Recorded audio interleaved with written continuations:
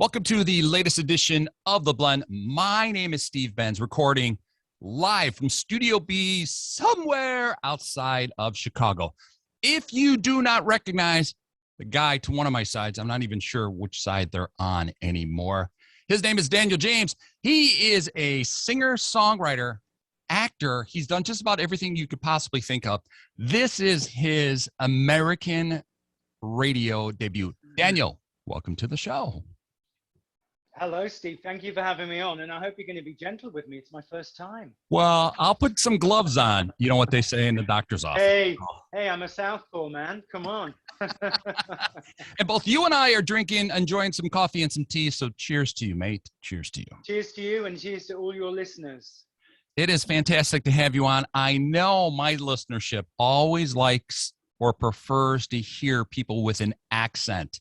So right there, we will get more listeners and followers. That's fantastic. You know, when I did actually live in LA for a while and in New York, and you can get, I mean, it sounds terrible, but you can get away with so much if you have a British accent. You really can. I mean, look at Prince Harry. Oh, sorry. Right. Isn't that the truth? But we won't talk about that. That'll be another talk show. That's another sequence, yeah. It would be. It would be. Just like when I'm heard on some of the British radio stations, I got away with a lot because I know there are a lot of things that you cannot say, but I said it anyway because I'm an American. Yeah, and they just say, hey, he's a Yank, and you get away with it, you know? They're just like, let's put them on at night. We'll put them on the telly at 9 o'clock, so where no one's watching, right? I'm sure they all watch if they know you're coming out. I'm sure they do. So with this, what brings you to me now is your hit singles on the Heritage chart, which is just taking off, both of those. So let's talk about that before you talk about your so-called boy band days a couple years back. I'm ready. Hit me. So tell me about this new single. It is Don't Want to Lose That Girl. Let me tell you what I hear when I listen to it as it goes up the charts. I hear some Paul Young. I hear George Michael. I hear Backstreet Boys. Am I wrong? What great company to be in. I mean, that's an honor. Thank you. I thought you were going to say, some really derogatory terms. I'm pleased. I never know what's going to come out of your mouth, Steve, because I've heard your show. So this afternoon when I was getting ready to tune in, I braced myself because I thought, what is this guy to say about my track? So that's fantastic. Listen, those guys are great. They all have great voices and great talent. The thing is, it's a song, it's a story. Mm-hmm. And my roots, I mean, the music you've described is my roots. So why wouldn't they be influences? Just the same as Burt Bacharach and Hal David are my influences, because they're about the verse, the bridge, the chorus, the middle eight, and telling a story. And that's kind of where I'm coming from. And this song is about three couples. And in the UK, we had a couple of really big lockdowns. And in the UK, people actually did as they were told. They were probably too frightened not to, but people stayed home. And you were only allowed to go out for one walk a day. So I would not go shopping. I would save my time up and go out for really late night walks. And literally, the streets were bare. It was like there'd been an apocalypse, even, if I get my teeth straight. There was me, and I'd see a fox, or I'd see foxes in the street. It was just me and foxes. And in the first lockdown, I'd been watching all the news stories about, people with dementia, not seeing their families and getting worse, children not being able to go out in the streets and play, people losing work. And that's how my first solo single came about. And that was Set Your Spirit Free. And it was all about the emotions during lockdown. Now, the second single, that came about towards the end of the second lockdown, because they loosened restrictions here and you could go out for what was called distance walks. So somebody would be kind of like 6 feet away from you, and you go, hey, you'd be kind of shouting across the park. And I went out with 3 different couples, a 30 to 40-year-old couple, a 40 to 50-year-old couple, and an 80-year-old couple. Now, let me tell you, those people know about walking and those people know about talking. And I just listened. I didn't take sides. I was very neutral. So one day I'd go out with the lady, I'd go out with the guy another day. The middle couple were a gay couple, so it was 2 ladies. I went out on alternate nights with them. So we went out for walks and they just told me all about the troubles they'd had in their relationships. And during the lockdown, one couple were in a tiny apartment. They were really getting on each other's nerves, on their last nerve. and one of them had lost work. The middle couple couldn't see their family, and they were just tearing each other apart. And the elderly couple were going through the same thing, and they just basically said to me, we want to get the sparkle back. We've lost the sparkle. We don't even like each other some days. And they weren't even, if they'd gone out shopping, they weren't even answering the phone. So I kind of digested all of this. And as I say, I like to tell stories either about myself, my life, or something around me. After about 3 weeks, I decided not to call a therapist and get help. I wrote a song about it. And Don't Want to Lose That Girl is about the three couples going through all these different emotions. Now, obviously on hearing that, you're going to think, oh, that's going to be a dirgy song. Okay. You know, it's not going to be upbeat. But listen, I'm going to pose a question, Steve. Three couples, right? Mm-hmm. I've told you their ages. Your listeners can guess as well. Do you think all those couples have remained together? Do you think any of them have broken up? What do you think? Give us your viewpoint. I think all three are still together. Wow, I'm really surprised that you've got such a positive, you know, I thought you'd have something a little bit snarky in there. No. Well, I'll tell you. You know what? I'm going to surprise you. The 30 to 40-year-olds, they're actually thinking of trying to have a child. They're looking into that. They're all back together. It's like jumpy, uppy, down, happy. Good. The middle couple, they've taken a vacation together. They've gone for like a romantic weekend. They're doing okay. But the couple that have been married 60 years, the 80-year-old couple, the lady said to me, I just want some peace. I just want to please myself. She said, I had 3 kids. I was exhausted. We had 5 grandchildren. It all lands in my lap. And she said to me, my generation were taught to grin and bear it. Yes, very true. And you know what? I spoke to a young guy on an interview on Zoom about 3 weeks ago, just at the start of this promo. And I said, she was taught to grin and bear it. Guess what the young guy said to me? Is that an app? Talk about a generation gap. Is that an app? Oh my, wait a second. There's an idea right there just for you and me. You and I together. Before you broadcast this, you and I are going to patent it, yeah? We have to do that. There's a lot of money in that. There's some guys watching this now already online doing it. So I want to cut. So listen to me, right? The lady said that, but the guy inspired the title of the song. The guy said to me, I don't want to lose my girl. Now people say to me, that's not the kind of thing an 80-year-old man says. And I said, he's 80, but he's not 80 inside. True. He's still that young guy going off to the Second World War with a photograph in his wallet that he looks at every day when he goes off or when he lies in bed. You know, when you're 80, you don't feel 80. You still feel young and vibrant inside. You can't run across the street. You want to. So that guy said, I don't want to lose that girl. That inspired the title. Now, they're not together for the moment. She's walked away. Okay. You know what she said to him? She said, yeah, we can go out for day trips. You know, we can go out for day trips. And then she said, but you're not coming home with me. So, you know, you've got to admire that woman's strength because she's 80-year-old. She's starting again. You know, the guy's really unhappy. But so nobody ever guesses that the elderly couple would be the ones to break up because we all think they'll grin and bear it. True. So that's what the song is about. But it's happy, it's up tempo, and you can kind of shimmy around your kitchen to it. I would believe that. See, that story of the 80-year-olds reminds me of my parents who are in their 80s. Okay. What surprised me in that story is that they must have had you when they were very old. Okay, we'll buy that. So now, here what throws me is that one day you could go out for a walk. Oh, hang on a minute. Hang on. Oh, no, I can see you properly now. Yeah, they didn't have you very old. No. That's what glasses are for, so you could see better. All right, so 80-year-old, my parents in their 80s, one day a walk, which I'm surprised that's what your rules were. So I figured they were out walking, both separated, and they can't find their way home. Okay, that's what my parents sound like. Now, the one commentary to that I would say is something that my mom says all the time. Certainly the grin and bear it. Okay, that's that generation. That's not our generation. We can never understand what that means because our generation, a stamp of a finger, we will take off. So the one thing my mom reminds me always, and first of all, I'm one of 7. So right there, That's craziness. That she says, I didn't marry your father, I adopted him because no one would take care of him. So I always thought that was kind of funny that that's what she does. She adopted him. She didn't actually marry him. So all these years later, 60 plus years they've been married.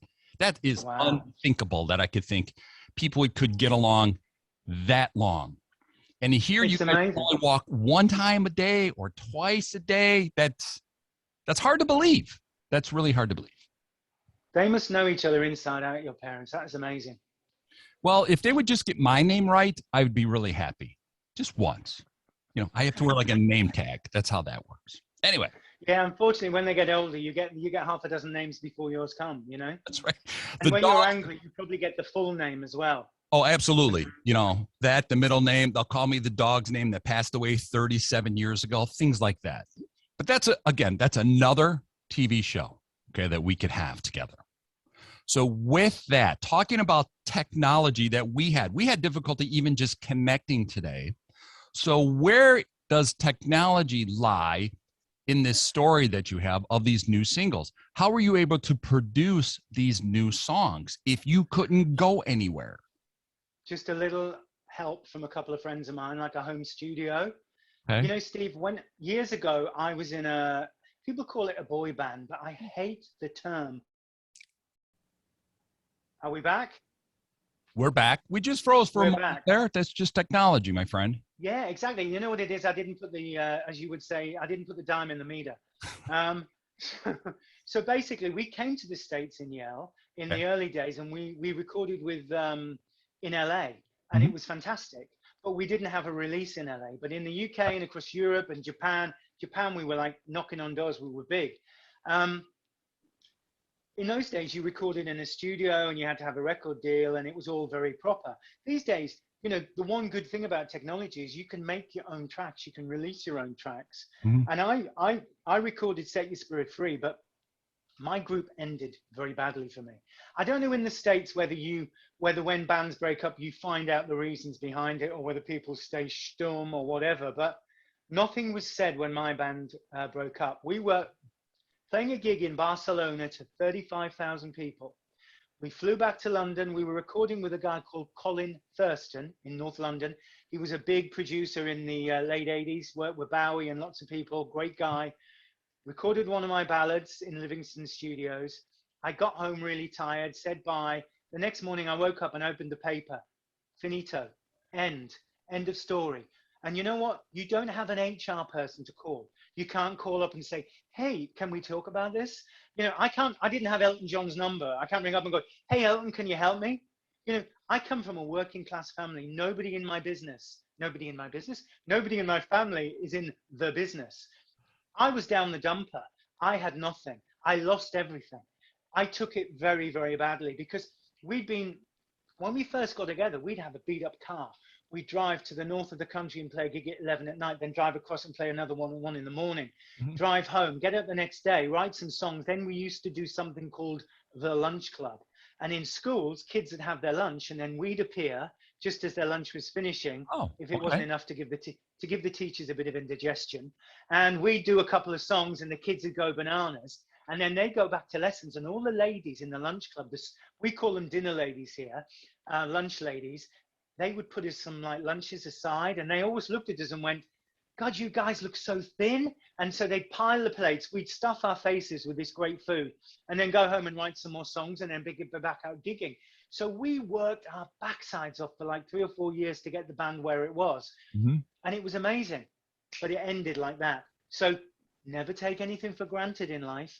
And as I say, I woke up one morning with nothing. And I'm not ashamed to say this because in those days, people didn't talk about mental health or emotional health, you know, and talking about the grin and bear generation, my generation just said, pull yourself together. And my parents' generation would give you a clip round the ear and say, pull yourself together. So, you know, I was getting it from all sides and I had a bit of a breakdown. I mean, I can't deny it. I turned it in on myself. And this goes back to me recording just after lockdown, because for decades, I wouldn't sing. I didn't sing. I used to watch, there was a TV show in the UK called The X Factor, which is a bit like America's Got Talent, you know, Simon Cowell. Well, I'd been signed to Lovely Simon. And I could watch it, but I was so detached. I didn't watch it thinking I'd have sung that differently or I'd have written that differently. I actually watched it like a member of the public, like a civilian. Mhm. That's how I convinced myself that it was nada, that it was never ever going to happen, and it possibly never happened. And I went through decades, threw myself into other things. I went back into acting, did loads of TV shows, did an off-Broadway play, did some TV in LA. Okay. But I totally lost myself. When lockdown came about, I totally wrote that song almost by mistake. I was lonely. I was away from my family and my loved ones. I wrote the song. I came home. And when I had one earphone on, we call them cans. When I had one can on, I always take one off so that I can hear my own vocal Exactly. and the can vocal. It kind of stops you going sharp or flat, although some people it doesn't seem to work. But anyway, I heard my voice coming back, Steve. Wow. And I said to myself, why have you done this? Why have you stopped yourself? I realized I stopped myself. Nobody came Sure. to me and said, you can't sing again. But I turned all that anger, the pain, and the loss, and I beat myself raw and never did what gave me such pleasure. And I heard my voice coming back, and I said, wow, I'm not bad. I'm okay. I don't sound too bad. I didn't even believe I could do it. And I know it sounds a really wimpy, wussy thing to say. No. You know, I'm from the north of England. We're tough up there. But I'm telling you now, I was flawed. I was finished. And when I heard my voice, I couldn't take it in. And I recorded it, and I was still pinching myself. I can't remember whether it's 2 months later, it's on Spotify. Radio stations start playing it. People start phoning me. Do you want to do an interview? Do you want to do an Sure. interview? Do you know what? I've been walking on air since May because I'm doing something I love that Sure. I never thought. I mean, I had 5 minutes. Hey, I'm getting another 3 minutes. I'm loving every second of this because I never planned it. You know, when I was younger, I knew what I wanted. I knew what I wanted from being about 10 years old. I knew the business I wanted to be in. I knew what I wanted to do. I didn't have any support. Nobody around me encouraged me to do it. I had to fight to get where I was. And I think that's another reason why when it was taken away from me really badly, really violently, and I was left with nothing, I think that's doubly why my reaction was so big and powerful. But instead of kind of throwing it out there, I just took it inwards. And I think the brain and the emotions with a lot of people can do that kind of thing. Sure. You know, life and the brain isn't straightforward. There'll be lots of people who have lost jobs. I mean, you know, people who work down mines or in shipyards or in factories that are slogging away at 2 a.m. You know, what I went through was very painful for me, but I'm well aware that there's some people working for their last dime and their knuckles are raw, you know, and if they lose the job, they might not have the paycheck to pay the rent, you know. Mm-hmm. So it's very, very hard when something like that happens. And as I say, I'm a very strong person. And the person who built and made the group and had that strength then turned it on himself and basically crucified himself. So I get Set Your Spirit Free, I get it out, and then I have 2 or 3 months on the radio, performing, singing, listening, chatting, walking on air. And then the second song, Don't Want to Lose That Girl, I've just brought that out. And it's like, this is the icing on the cake. Listen, if nothing else happens, I've redressed the balance chemically in myself. Also, there's loads of stuff on the internet now, loads of news stories about me. Sure. You know, I'm not going to sleep at night as the guy that went down the dumper anymore. I'm going to sleep at night as a singer-songwriter that's written a couple of pretty decent songs, not bad, although I say it myself, and is enjoying. Listen, mate, I look at that heritage chart. Have you seen the other people in there? I mean, we're talking quality artists, and I'm kind of nestled in the middle of them. Hey, that's a thrill to me. So if nothing better happens, I mean, obviously talking to you is the pinnacle, but if nothing else tops this, then I can go to sleep happy. I'm hoping it does, because I've got another track in about 4 weeks that I might be bringing out, a cover version. Do you remember the beautiful Minnie Riperton track, Loving You? Yes. Yes. Really? I mean, this is the guy, listen, this is the guy that vowed he'd never do a cover version. This is the guy that used to have fights with Simon Cowell because I didn't want to do a cover version. You know, Simon's a great guy, but he's a businessman, and you know, True. he'd had success. You see, when he turned up on American Idol, that first season on American Idol, you know, people didn't know his history, his backstory Very in true. England, and Very true. he'd worked hard to get a record company going himself, and he'd done great with cover versions, you know, and that was his thing, and he was good at it. So that's the avenue we wanted to push us down. But of course, I wanted to be a singer-songwriter. That's where I am. Finally, I am that now. But when I was in the group, I was kind of muscled into a position that I didn't really want to be in. I didn't want to release Instant Replay. I wanted to release one of the ballads I'd written. And the funny story to Instant Replay, very quickly, is when we actually were in the studio recording it with Nigel Wright, who was big here. He's actually produced Barbra Streisand since and loads of people. We recorded the version in the studio on a Saturday afternoon. Simon rolls up in the Porsche, you know, looking like James Bond, you know, the tan, the trousers, the shoes, very, very charming, comes in, let me hear the track, boys. So we're like two little rabbits, you know, we're like, fabulous. Play him the track. Do rabbits do that? Well, I suppose they do if they're being chased by a fox. Anyway, so we're like, yeah, he's going to love it. He's going to love it. And he says, oh, boys. He said, I want you to go back in the sound booth. He said, I want you to do it in falsetto. Falsetto, expletive. Wow. Falsetto, another expletive. I'm sorry, but my language, you know, I won't repeat what I said, but I was like, are you for real? So, you know, we always had tennis matches, Simon and I, and he was great because he always listened and he always took your viewpoint of view. He didn't listen, he didn't do it, but he listened. Right. But we went back in the booth and I said to my partner in the duo, I said, the only way we're going to pull this off is if we look like we're really doing as he's asked us to do, but we really mess up. And I really mean this. And I said to him, don't look me in the eye because I laugh and I won't look you in the eye. So when the dialogue comes up, do it for real. And they'll think we're doing it, but we've got to sing it the worst version ever. So the first lines are, you set my lips on fire. And then it goes on. So, you know, Nigel presses play. We're standing there and I'm doing my best, you know, I'm a serious artist. And I went, you set my lips on fire. You want the key to my heart. And we carried on and we got 3/4 of the way through the song. And the frustrating thing was I was thinking, he likes this. Oh my God, he's going to keep it. I'm going to have to spend the next 5 years of my life singing falsetto. I mean, I love the Bee Gees, but I don't want to go, night fever, night fever. It's not me, you know. So we get 3/4 of the way through the song. We get to the middle eight. Don't you know, don't you know, don't you know? And he taps, this hand hits the sound desk. And we look across and we look through the glass and he gestures with 2 fingers. No, not those 2 fingers. And we go in. It was just 1. And we go in and we stand before him and we're not like, we're like, because we know, you know, we're thinking he's just going to tear the lives out of. He's going to tear one arm off and beat us with the other arm, you know? Oh my. And he says, yes, boys. Well, you win. You don't sound good. Go back in the booth and sing it properly. So we got 1 over on the Mighty Cowell, bless him. The song came out and was a cracker of a hit. Now, basically, that's how the group came about, and that's how the track came about.